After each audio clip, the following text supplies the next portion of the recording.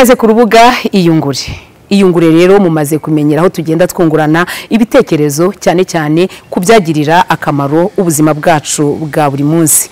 Reka ntangire mbabwira ngo ndabifuriza kugira ubuzima bwiza. Uyu munsi tugiye kuganira ku bintu 10 cyangwa se ku kamaro 10 ko gukora sport ya mu gitondo. Ahangaha ndaza kwibanda kuri marche, kugenda n'amaguru, kuko nta kiguzi bisaba, nta nubwo bisaba ngo ugomba kuba utuye ahantu ahana. Aho waba utuye hose ushobora gukora iyi sport cyangwa se iyi marche cyangwa kugenda n'amaguru iminota hagati ya 20 na 30 biterwa n'umwanya ufite cyangwa se n'akazi ugomba gukora, bityo ukagira ubuzima bwiza buzira umuze.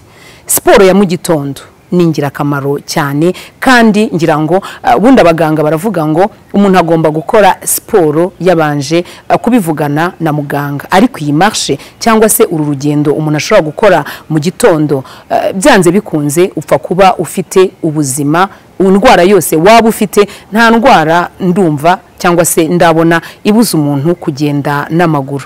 Uyu munsi rero tugiye kureba ibyiza 10 byo gukora iyi sport cyangwa se iyi marche ya mu gitondo.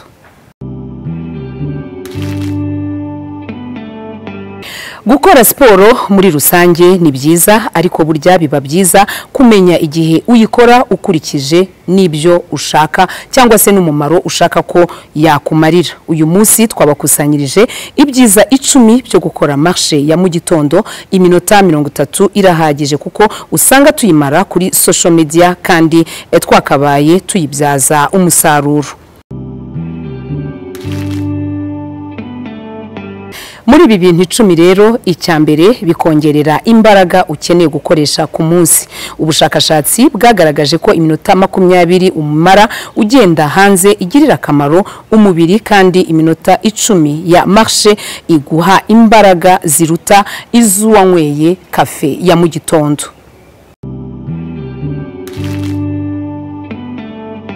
Icya kabiri, bituma amarangamutima cyangwa mood mu ndimi z'amahanga amererwa neza. Bigabanya umuhangayiko na stress cyangwa se umunaniro udashira rimwe na rimwe umuntu aba afite ku munsi. Marche iminota 20 kugera ku minota 30 buri munsi bigufasha gutakaza ibiro, kuko dufate nk'urugero rwa marche ya mu gitondo y'iminota 30 itwika kalori 150. Ni ukuvuga ko iyo utwitse kalori bigufasha gutakaza ibiro ukagera ku ntego yawe vuba.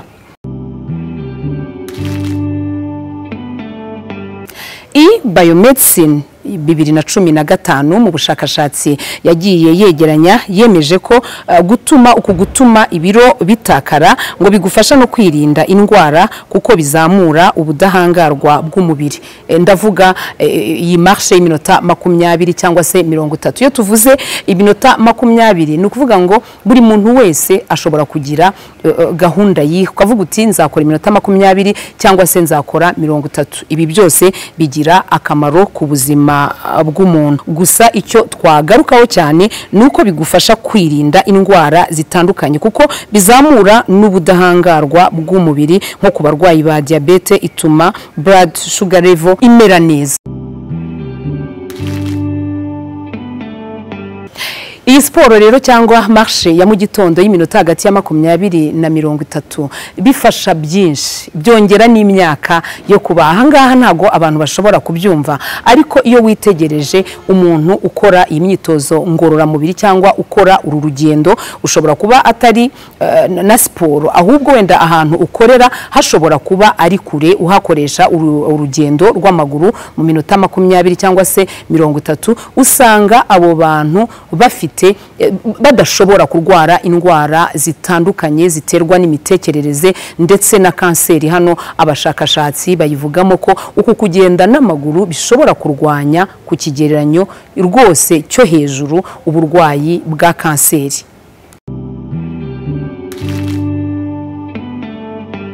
Uku kugenda n'amaguru kandi hagati y'iminota 20 na 30 bituma ugira imitekerereze myiza, bityo bikaba byanagufasha cyane ku buryo bwihuse kuba wahanga ibishya.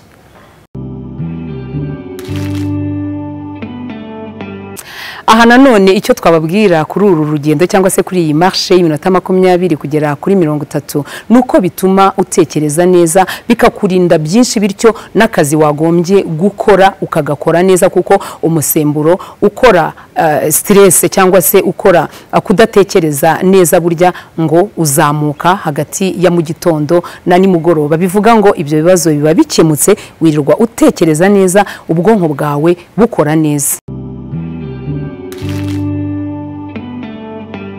Nubwo abashakashatsi bavuga ko na siporo ya nimugoroba ari nziza ariko nanone benshi bagaruka ku ya mu gitondo kuko hari igihe uba ufite gahunda zitandukanye rimwe na rimwe ukiganyira kuva mu gitanda bikagorana cyangwa se ugasanga gahunda uko waziteguye hari izipfuye ariko iyo wakoze iyi siporo ya mu gitondo zose uzivana mu nzira.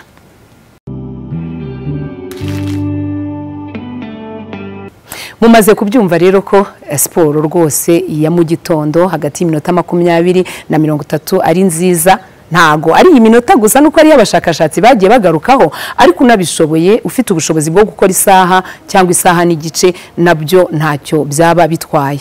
Bigire rero gahunda yawe ya buri munsi urara uteguye imyenda yo gukorana imyitozo ngororamubiri hanyuma mu gitondo ushyiremo alarme cyangwa se ushyiremo igishobora kugufasha kugira ngo ushobore kubyuka ko rimwe na rimwe kubyuka mu gitondo biragorana. Ikindi gikunze kugora abantu ushobora gushaka mugenzi wawe ugufasha akagutera inkunga ariko nanone atabonetse nyaboneka sama magara yawe ita ku buzima bwawe ko nutabwitaho nta wundi uzagufasha kubwitaho ni wowe ku giti cyawe ni wowe ubuzima bwawe bureba. Niba ubuze umuntu mushobora gukorana imyitozo yikorane kuko ni wowe izagirira cyangwa se ni wowe bizagirira akamaro.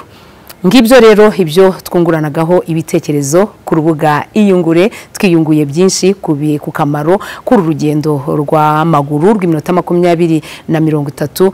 Nyabuneka niba ufite umwanya ndibaza kutanabura umwanya niba ufite akazi gatangira saa 12 ihe ya masaha yo kwitunganya ariko ntihaburemo ya myitozo ngororamubiri. Si ngombwa ko ujya ahantu kuri no hafi y'urugo rwawe no mutuyira dutandukanye ushobora gukora iyi myitozo igashobora kukugirira akamaro. Reka mbashimire rero mwese abo dukunze kubana ku rubuga Iyungure abatarakora subscribe nababwira iki mukande subscribe bityo tujye twungurana ibitekerezo turebe ibintu byose bishobora kudufasha kugira ngo dushobore kuba kuri iyi si neza kandi ari twe biturutse. Mukomeze mugire ibihe byiza twababwira tuti mukomeze no kugira ubuzima bwiza buzira umuze.